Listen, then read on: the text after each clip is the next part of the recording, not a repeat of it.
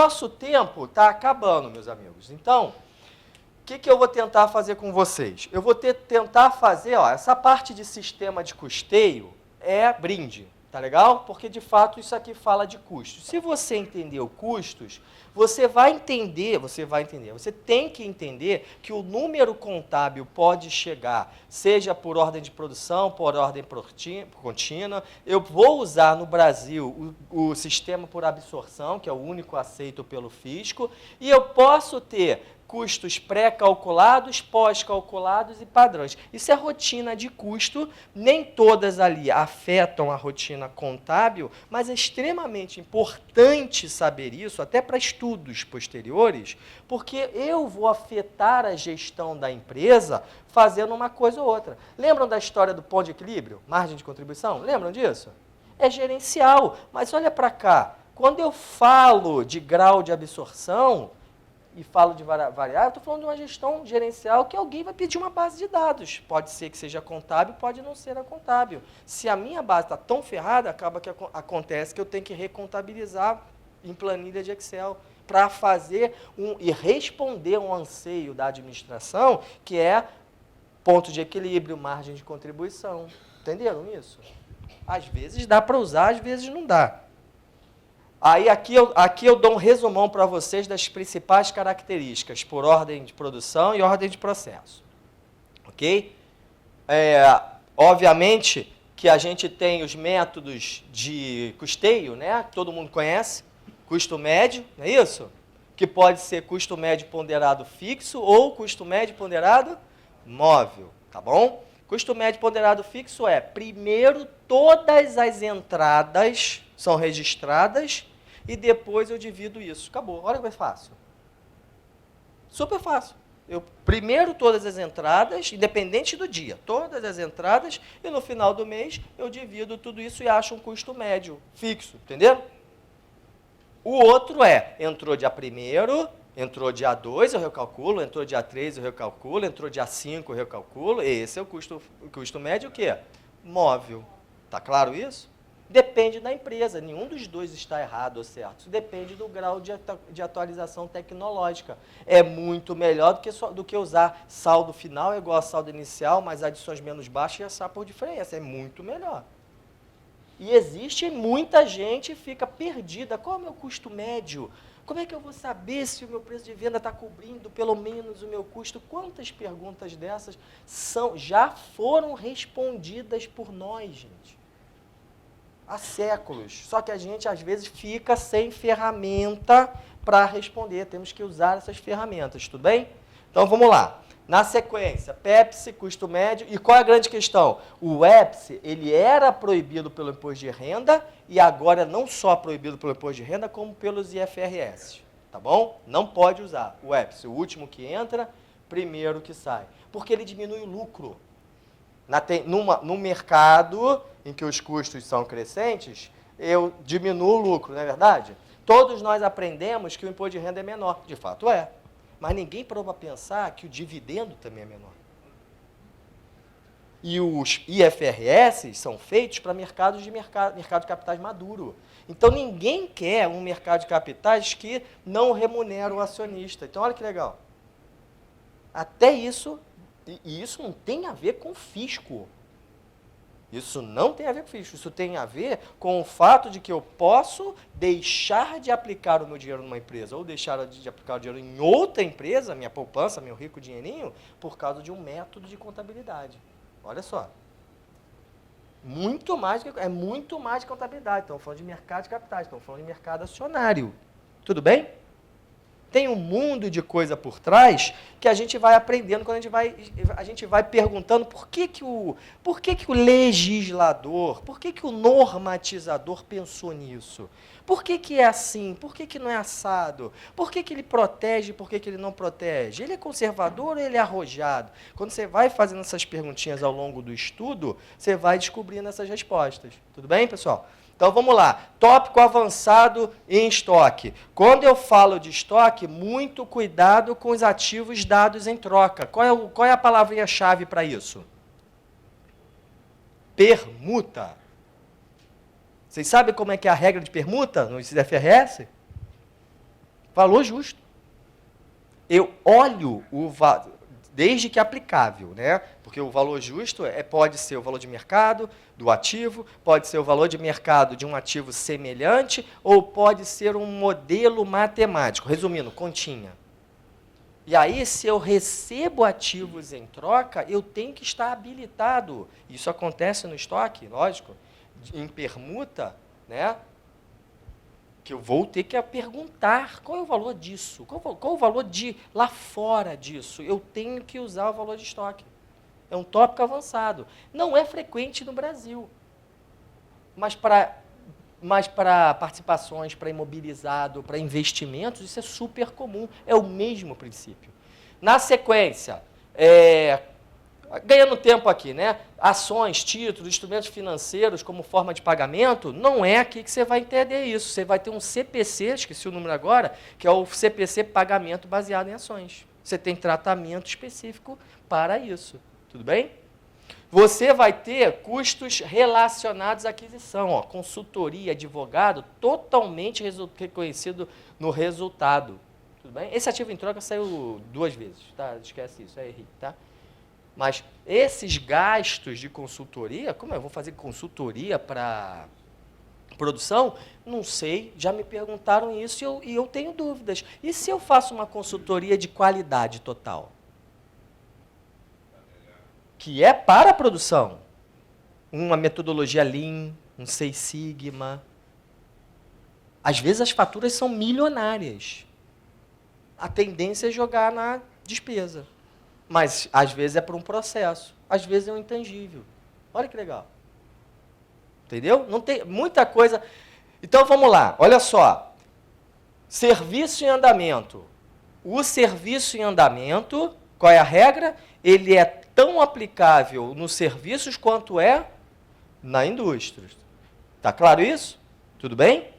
Eu posso ter, sim, mão de obra ou pessoal, insumos, material direto e outros gastos gerais numa prestadora de serviço na linha do estoque. E é óbvio que não vai ser estoque de serviço em andamento. A gente chama de serviços em andamento. Quando o serviço é entregue, eu reconheço a receita e dou baixo aonde? No estoque. Faz sentido isso para vocês? Como seria se não fosse assim? Já se perguntaram? Se eu não entreguei o serviço, CPC 30, olha só que legal, eu não tenho receita. Concorda comigo? Estou falando de 0, 0, 0, 0. Tudo bem até aí? Beleza, porque o serviço demora muito tempo para ser entregue. Tá legal? Eu não consigo entregá-lo em partes. Aí, serviços entregues em parte podem ter a receita reconhecida pelo percentual de execução, ou POC, Percentual of Completion. Tudo bem? O famoso POC. Mas esse serviço, ele leva um tempo para ficar pronto. Tudo bem até aí? Já estou no horário. Posso? Beleza? Sinal que está agregando. Pode citar, tá bom? Então, vamos lá. Se isso é verdade, olha como seria estranho. Rodou a folha de pagamento. Eu tenho um cheque e eu tenho um débito. Tenho que pagar. Concordam comigo? O cheque ninguém discute. Salário a pagar o banco, não é verdade isso? E o débito? Eu não tive receita porque eu não entreguei o serviço. Mas eu vou jogar a despesa? O custo?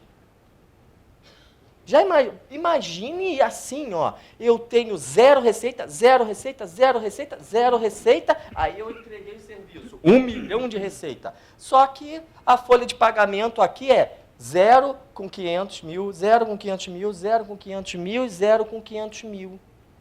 Não é estranho? Não existe custo sem receita, concordam comigo, pessoal?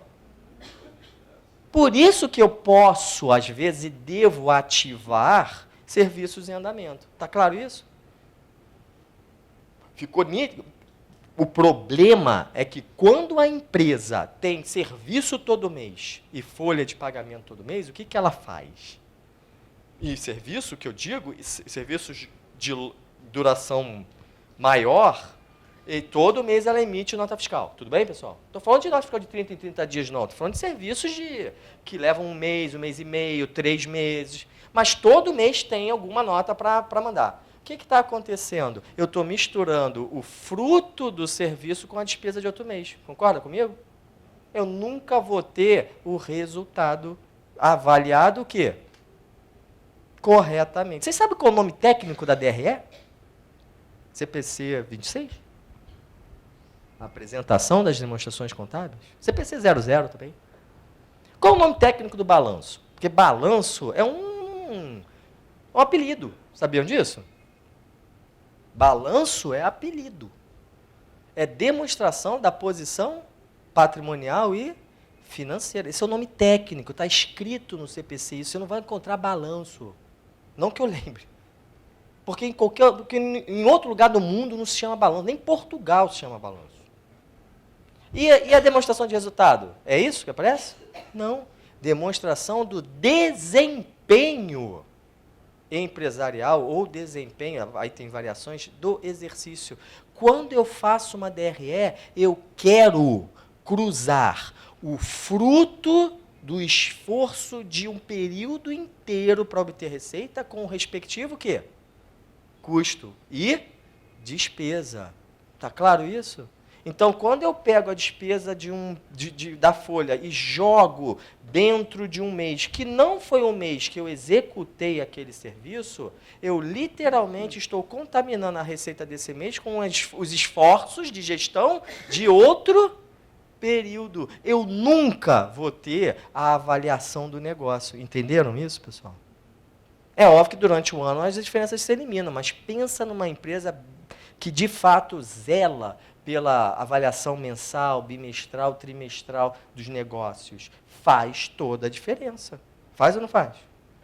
Eu posso estar destruindo o dividendo. Eu posso estar induzindo com que acionistas, pensa numa empresa aberta, por causa dessa má gestão de receitas de estoque, eu posso estar fazendo que acionistas deixem de ser meus acionistas porque eu estou fragilizando a empresa. Entenderam isso?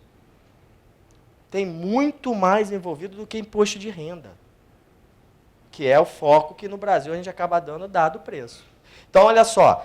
E ajuste a valor presente. Para terminar, meu amigo, juros são juros, sempre foram e sempre serão. Então, se eu compro por 1.100, algo que à vista é 1.000, precisa perguntar para você qual a diferença dos 100? No Brasil, com a maior taxa de juros do mundo, o que são esses 100? Juros embutidos. São ou não são, pessoal? Pergunto eu a vocês, juros é estoque? O que diz a norma? Para ser bem claro. Isso você tem que se perguntar. Chegou uma nota fiscal para mim de R$ 1.100 para pagar uma compra a prazo. Pode ou não pode ter juros embutidos ali dentro? Pode ou não pode, pessoal? Olha só. No país que tem a maior taxa de juros do mundo, só se o cara do outro lado é muito ruim de finanças para não embutir qualquer juros. Concordam comigo? É ou não é? Se vocês entrarem no site do Banco Central, vocês vão perceber que a taxa anual de juros cobradas em transações comerciais é de 95% média ao ano. Isso significa dizer que tem gente que cobra 100 e tanto e tem gente que cobra 50, 80. Tudo bem até aí? Então, significa dizer que existe uma alta probabilidade de que aquela fatura que você está dando entrada hoje, como é que você dá entrada numa nota fiscal de compra?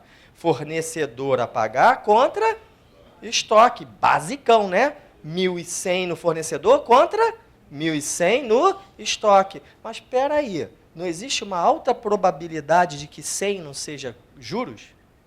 Existe ou não existe? Concorda comigo?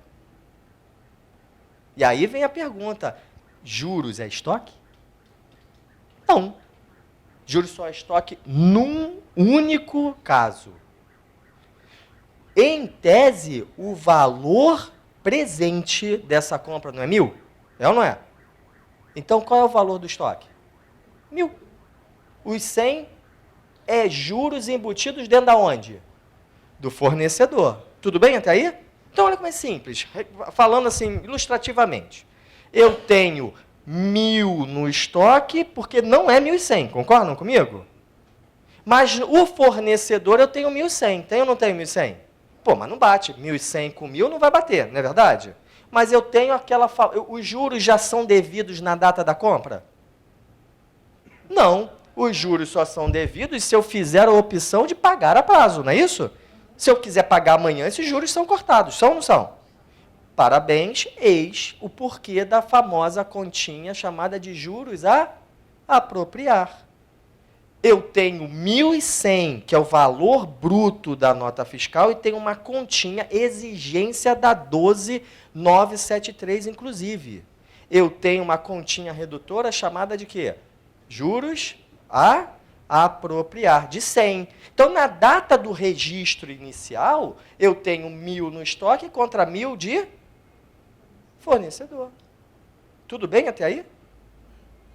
Então, débito de 1.000 no estoque, débito de 100 no fornecedor e crédito de 1.100 no passivo. Fechou ou não fechou minha partida dobrada, pessoal? Aí vem a pergunta, qual é o sonho de toda a conta de juros apropriar? Não é ser apropriada? Eu vou pagar, esses juros vão caindo para o resultado, independente de eu usar o estoque ou pagar o fornecedor. Certo ou errado? Eu posso nunca pagar o fornecedor, mas os juros são devidos, são ou não são? Toda a conta contábil tem vida própria, basicamente.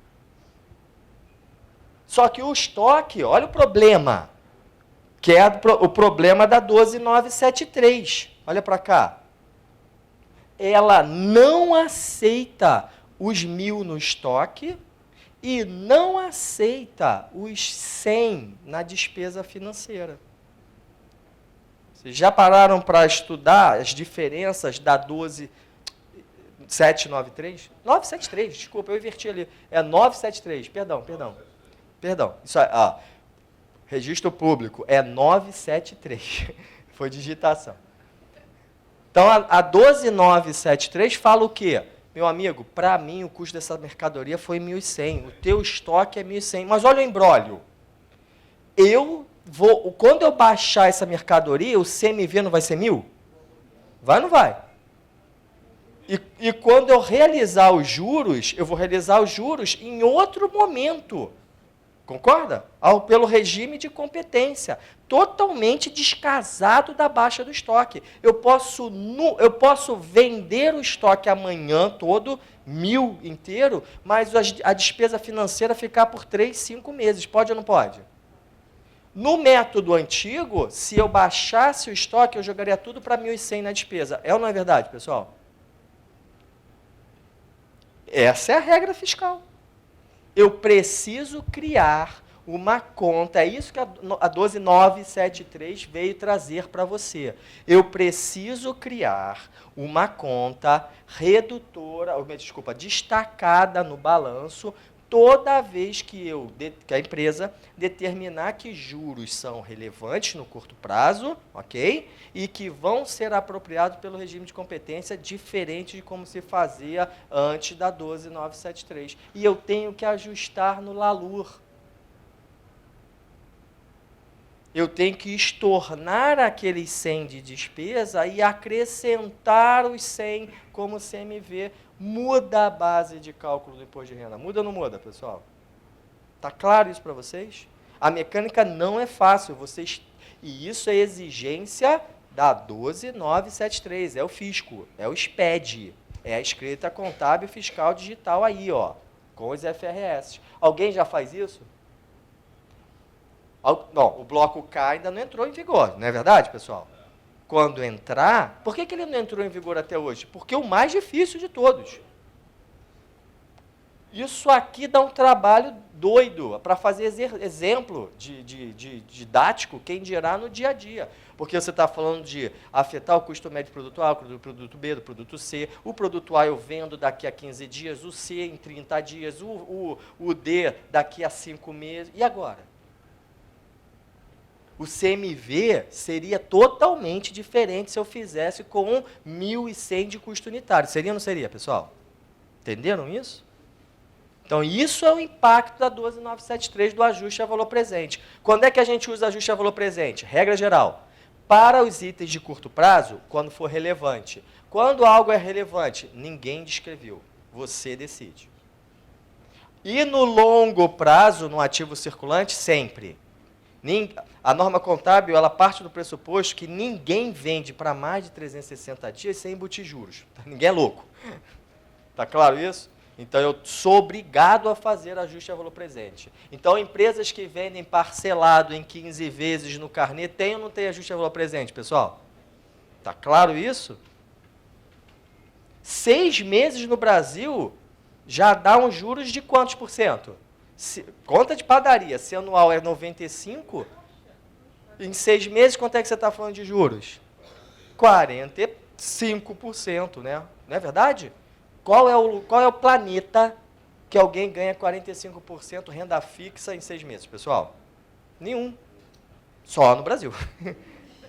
É exatamente isso, porque se você parar para pensar, qual é a lógica? O custo médio de descontar uma duplicata, pegar um capital de giro, é 4,5% ao mês, 3%, que dá os 95% ao ano. Então, o comércio, a indústria, o vendedor, não tá nada mais do que repassando o quê?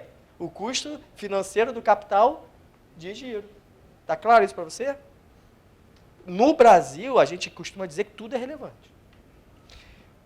A depreciação. Se você parar a pensar, quem foi que me perguntou no fundo aí? Depreciação entra no estoque, não entra? Se o imobiliário, se os ativos, se o maquinário for da produção, é ou não é? Só que eu posso depreciar pelos FRS um bem em 3 anos, não interessa se a tabelinha do imposto de renda diz que é 20. O meu ativo vira pó, economicamente, em 3 anos. Eu posso, contábil é 3 vezes maior do que a fiscal, o lucro é menor do que o que seria no fiscal. O fisco aceita isso?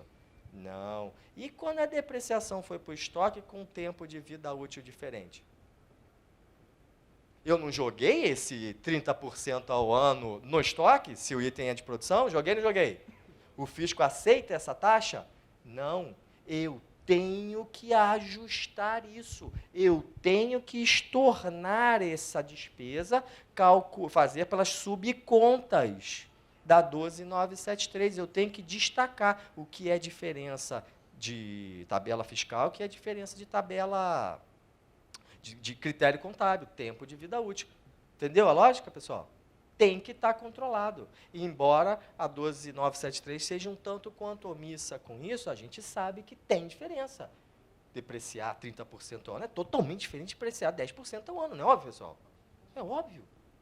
Daí eu vendo amanhã o estoque. Caramba, eu estou dizendo que 30% daquele bem foi para o resultado na forma de CMV 9 anos antes do que no exemplo de 10 anos para a tabela, do que o fisco disse. Não é isso que a gente está falando? É óbvio que tenho que fazer um ajuste. A gente tem que fazer esses ajustes com as contas redutoras. Não é minha função aqui mostrar para vocês essa mecânica, mas procurem isso. Isso é o cerne. Tem ótimas palestras no site do CRC falando sobre a 12973 e os FRS. Tá legal, pessoal? Tudo bem? E o ajuste a valor presente já falamos. Ok? Beleza? Obrigado por me aturarem mais do que o prometido aí. Tá? Espero que tenha sido tão prazeroso para vocês quanto foi para mim. E peço a vocês que tenham sempre uma rotina mesmo, de estudo diário do CPC, do FRS, do livro, etc, etc, porque só assim que a gente consegue absorver.